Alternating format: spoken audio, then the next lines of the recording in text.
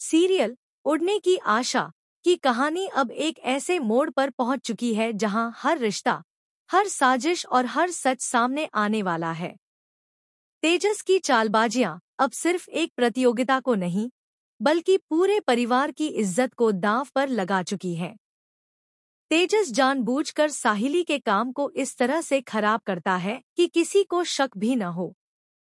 वह साजिश इतनी सफाई से करता है कि होटल के स्टाफ तक को भ्रम हो जाता है कि शायद साहिली ने ही लापरवाही की है। उसका मकसद साफ है, सचिन और साहिली की जोड़ी को प्रतियोगिता से बाहर करना। जैसे ही जजों की ओर से घोषणा होती है कि साहिली का प्रोजेक्ट अधूरा पाया गया है, साहिली अवाक रह जाती है। वह बेचैनी से सचिन से कहती है, मुझे पक्का याद है, मैंने सब कुछ समय पर और बिल्कुल ठीक किया था। कोई तो है जिसने यह सब जानबूझकर किया है।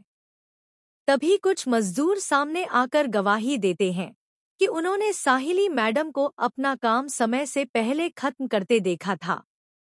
लेकिन उनमें से एक मजदूर डरते हुए कुछ और भी कहता है, साहब, एक आदमी रात में चुपचाप आया था और काम को छेड़छाड़ करके चला गया।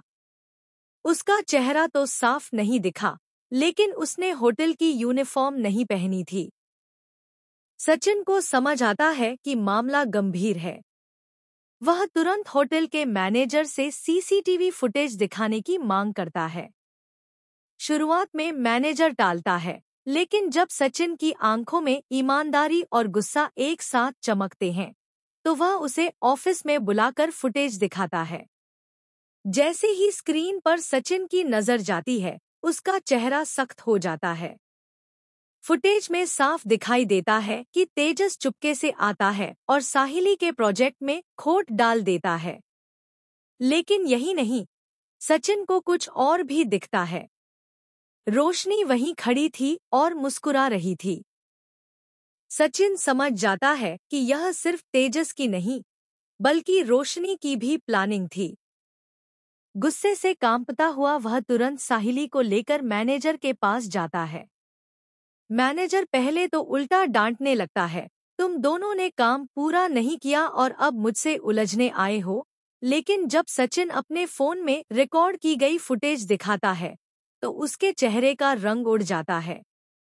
उसे भी यकीन नहीं होता कि तेजस जैसा जिम्मेदार दिखने वाला लड़का इतनी नीच हरकत कर सकता है। मैनेजर अब और समय बर्बाद नहीं करता और सीधे होटल के मालिक के पास जाता है और तेज